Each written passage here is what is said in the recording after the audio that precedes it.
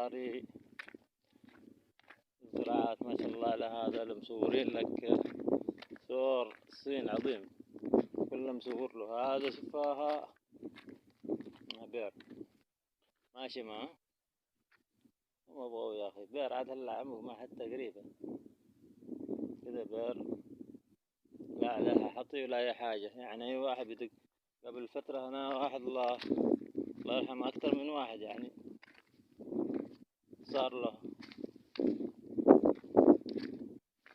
انا عني ناس مساكين الله ما يعرفوا يدخلون لك فيها او يسقط لك في الليل، يمشي يسقط في الليل في هذا الحفرة.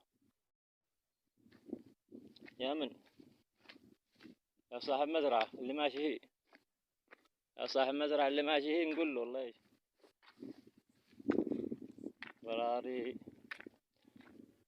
زراعات ما شاء الله على هذا اللي مصورين لك صور الصين عظيم، كله مصور له. هذا شفاها بير ماشي معه مو يا اخي بير عاد هلا عمره ما حتى قريبه كذا بير، لا عليها حطي ولا اي حاجه. يعني اي واحد بدق قبل فتره هنا واحد الله يرحمه اكثر من واحد يعني صار له.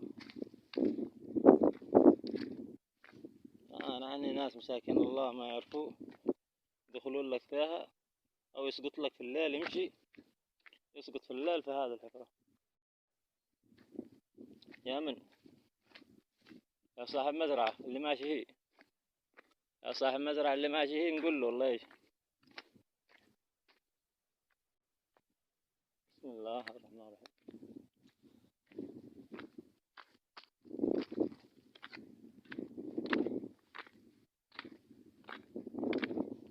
هذا بعض المشاهد نصورها لكم عن براري بعض غير بوزير، مع ان احنا كانوا زمان يمشون من هذا الطريق.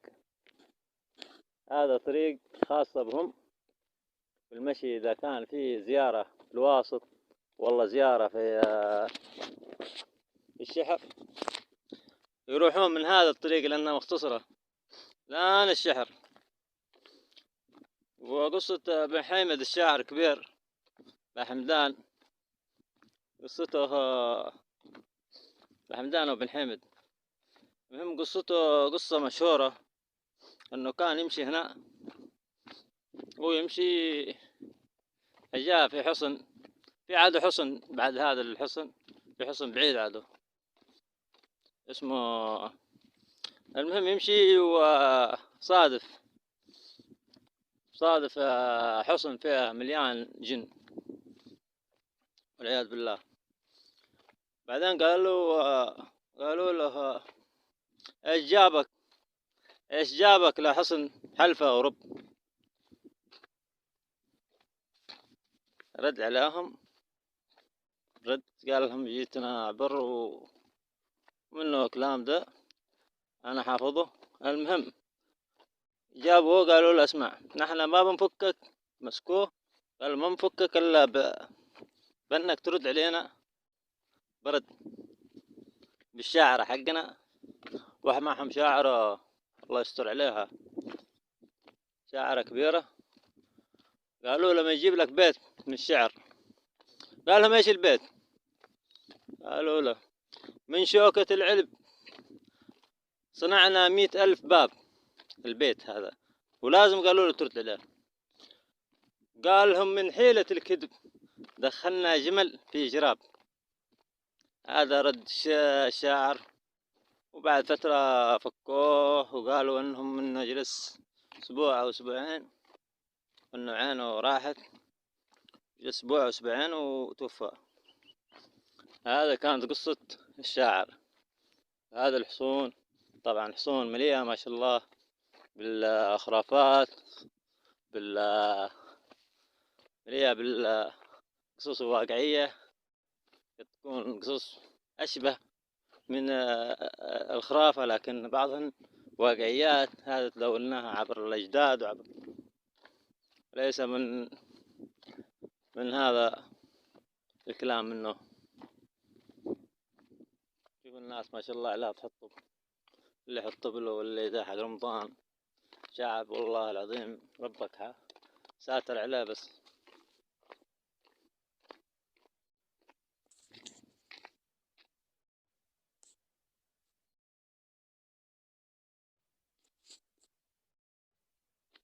ما كان هذا المكان ولا حتى شجرة فيه، لكن ما شاء الله دحين كان هو أصلا زمان زراعة، قبلها كانت نخل ميتة في المكان هذا. الآن ما شاء الله تبارك الله الرجال بناء وزرع، ما شاء الله تبارك الله، الله يزيده. هذا للناس اللي هم تمام يا أخي. زراعة الزراعة زينة، نشجع الزراعة في غير بوزير، نشجع نحن بغينا الناس تزرع. كل من جاء زرع خليت لك مكان زراعة، حتى حق من زراعة يا أبوه. ده الصح، لقدها معك حكومة صدق. اللي ما يزرع يا ويله. زرع لبوها إلا بقى غابة. أن احنا جبت رزان وموكلي بعدين ما خلاهم يعيشون في المكان ده. قال لها يا جماعة الخير.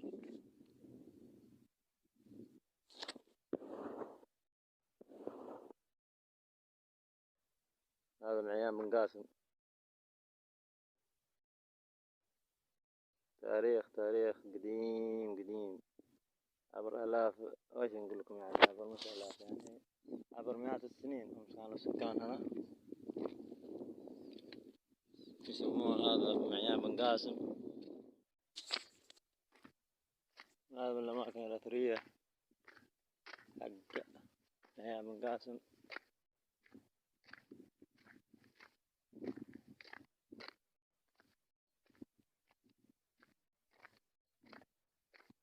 الله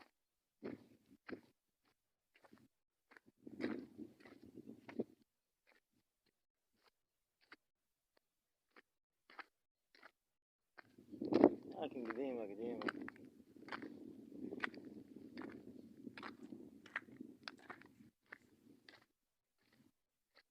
هذا كان كأنه مخزن للزراعة. بعض المخازن. الله.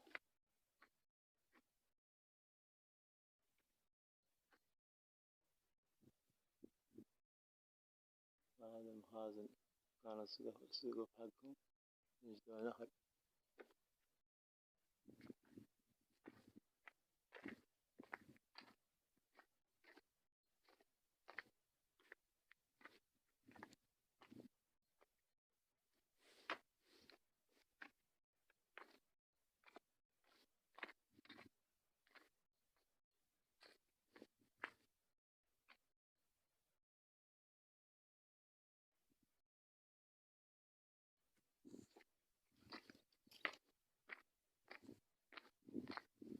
حقهم.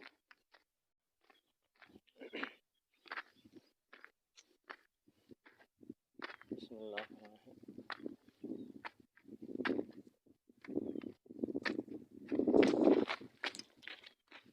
تقول هنش شفتوها والله العظيم سلمت. شفتوها الهنش والله شفتوها. أعوذ بالله. شفتوها والله لا. بداية صعبة شوي يا جماعة. الله كاذب.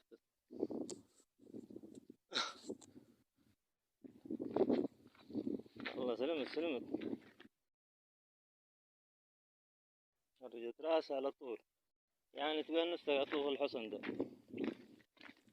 يعني انتبه تدخل الحصن هذا ما دام بدايته هذا. يعني احنا قلنا بسم الله. ما هي الحنش على طول جات أبى تقبص. تبين نفسك يا أبو خالد. لكن أبو خالد تعرفون أنتم ما ينتبه نفسه. نجي لهم من لفة. بسم الله الرحمن الرحيم.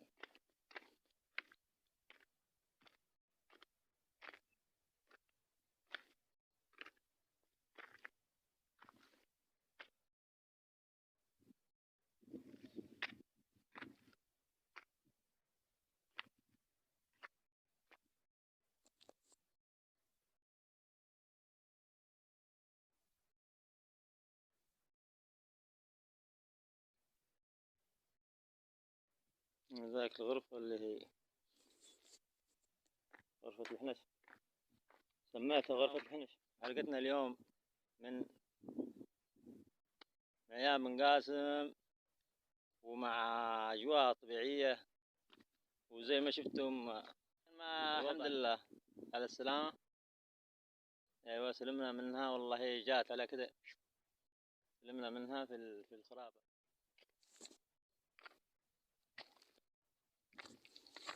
وهذا من البيار مكشوفة والمجافر، هذا بيار مكشوف.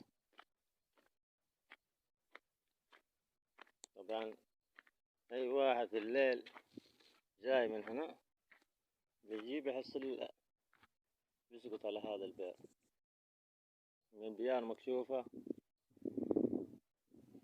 يعني نتمنى أن يكون لها حطي، يتمنى يكون لها، لكن لا حياة لمن تنادي.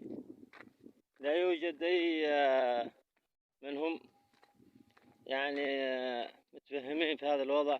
لما يسقط فيها واحد ويموت، بعدين يقومون يسوون لك فيها مشاكل، يقول لك ايش نحن بنلقي، نحن بنلقي، ونحن عندنا دعومات من الخارج، نحن عندنا دعومات من مدري منين، نحاول نحن نستثمر، نحاول ماشي من نستثمر يا رجال. كله 4 طوب هنا في ذا المكان اللي له يا مؤمنين الدنيا بخير. يعني يا سلطة محلية، إذا الأمور مكشوفة على هكذا، أقول لكم يعني صراحة، إذا ما حاجات هذا يعني مفروض أنه هو صاحب المزرعة أو صاحب هذا المكان يسويها. بالله عليكم شوفوا المدينة وين، شوفوا الناس وين، شوفوا الناس وينه، شوفوا البير وين. يعني أي طفل يخرج، أي أطفال يعني وهم جايين بالليل أو شيء يعني وسقطوا في هذا المكان، يمن بالله عليكم يمن. هذا وهناك بير كمان نفس الحالة، وما أدري عاد في مكان ثاني بير. أتمنى منكم بس إلا مجرد جانب إنساني فقط لا غير. أو يمكن إذا وصلتكم الرسالة هذا من نقول إن شاء الله يهديكم، ونحاول نحن نكون فقط ناصحين. إنا لكم ناصحون فقط لا غير. لا نحن مشمتين بكم ولا شيء، نحن نبغاكم تشتغلون صح كما الناس.